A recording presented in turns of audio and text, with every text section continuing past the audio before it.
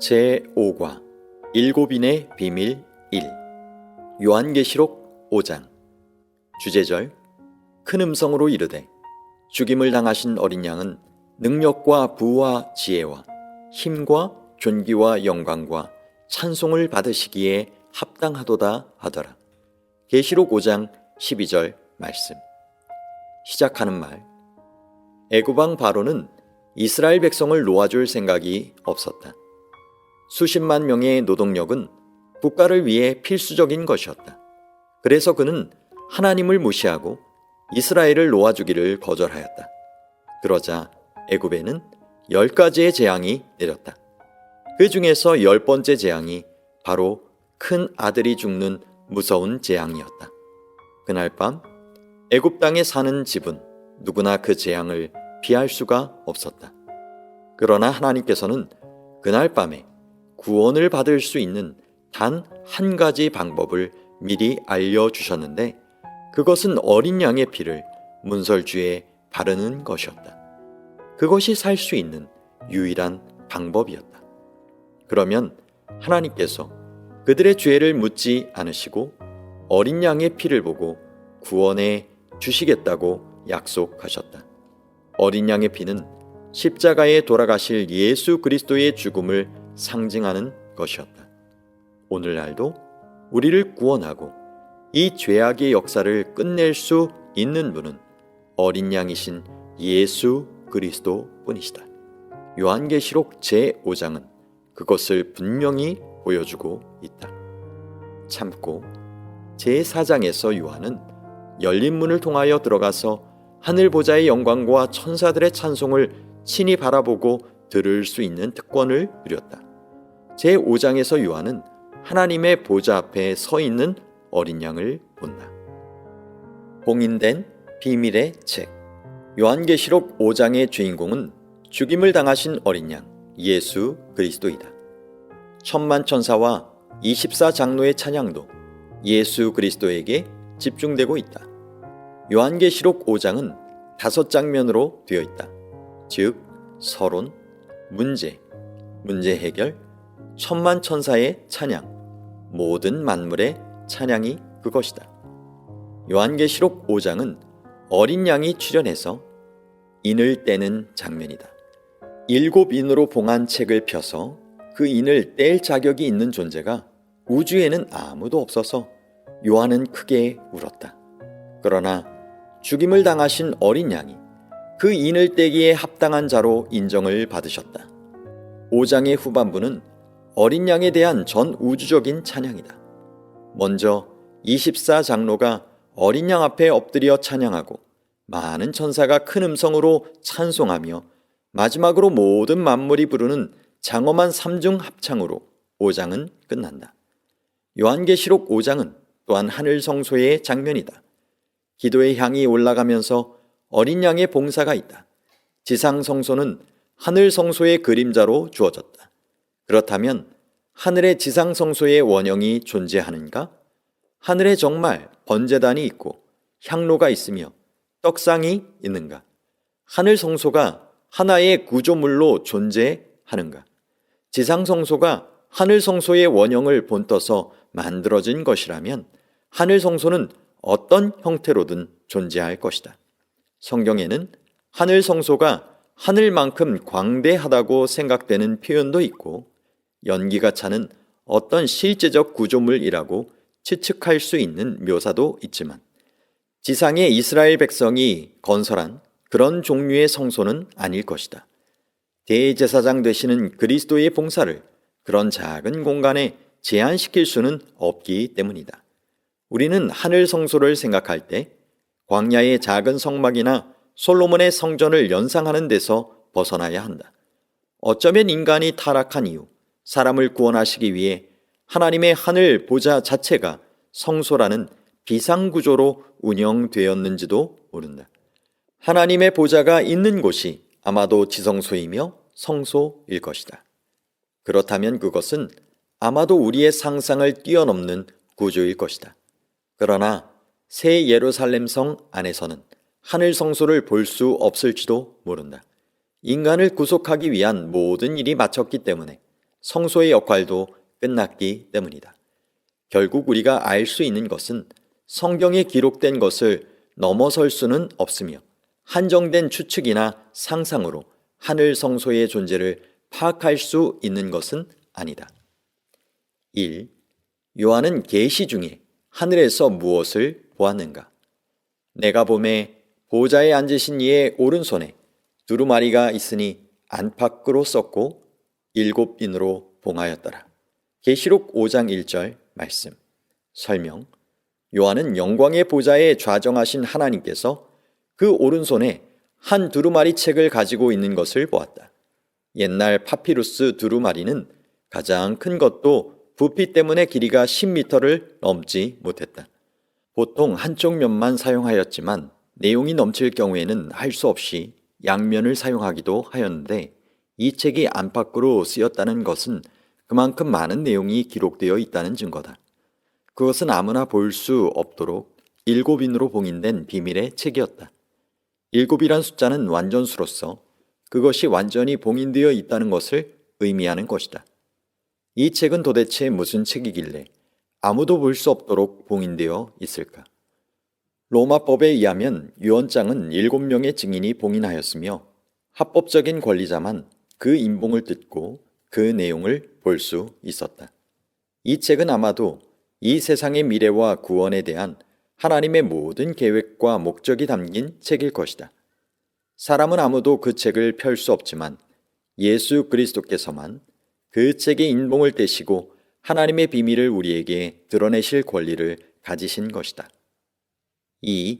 인봉된 책 때문에 무슨 일이 벌어졌는가?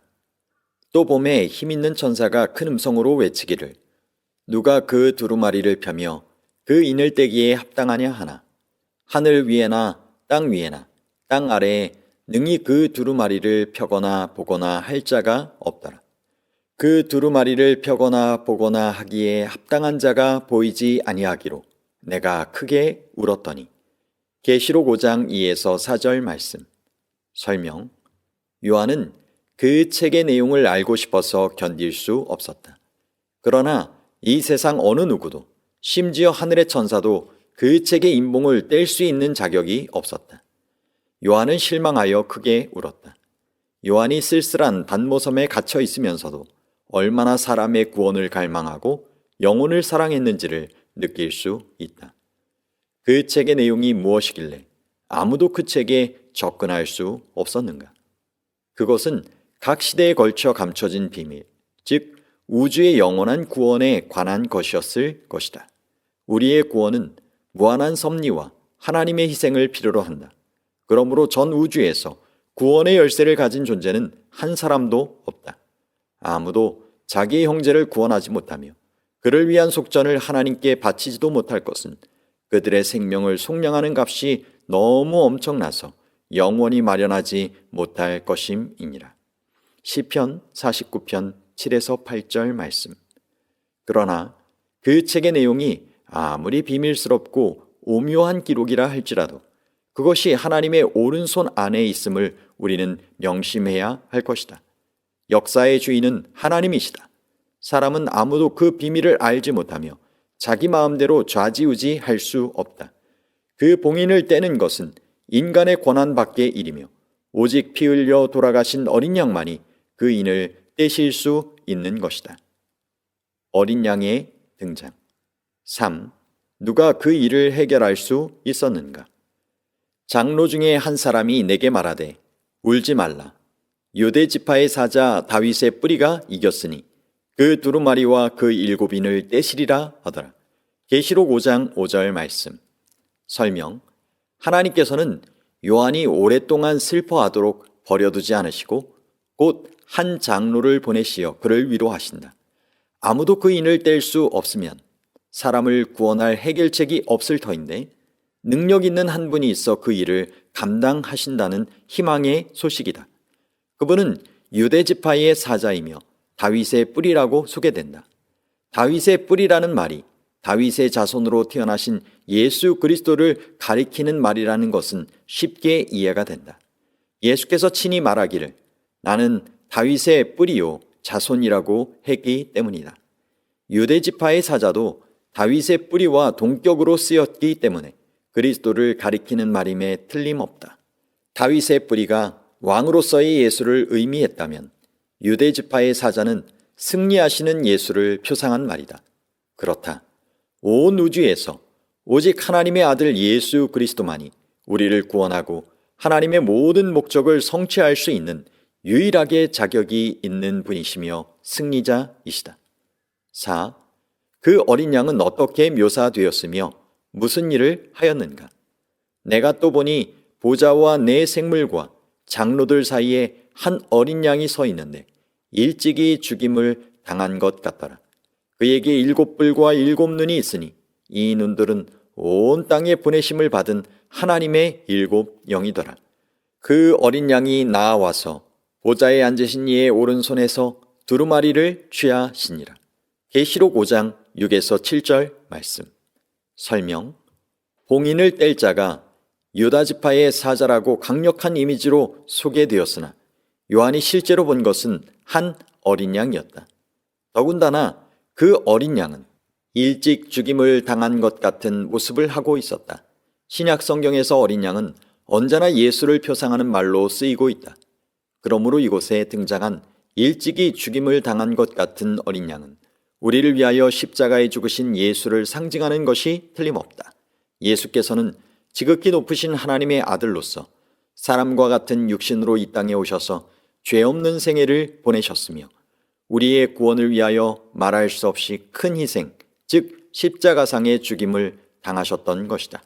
그러므로 십자가는 패배가 아니라 승리이며 하나님의 품성을 온 우주에 드러낸 사건이었다. 어린 양이 가지고 있는 7뿔과 7눈은 무엇을 말하는가? 7은 완전을 의미하고 뿔은 권세를 상징한다. 그러므로 이것은 그리스도가 소유하고 있는 완전하고도 절대적인 권세를 의미한다. 양이 가지고 있는 7눈은 하나님의 7영으로서 완전한 통찰력과 예지를 의미한다. 그러므로 어린 양, 즉 예수께서는 그의 피로 얻으신 권한으로 하나님의 손에서 그 책을 취하실 수 있는 것이다. 5. 네 생물과 24장로는 어떤 노래를 불렀는가? 그 두루마리를 취하심에 네 생물과 24장로들이 그 어린 양 앞에 엎드려 각각 검은고와 향이 가득한 금대접을 가졌으니 이 향은 성도의 기도들이라.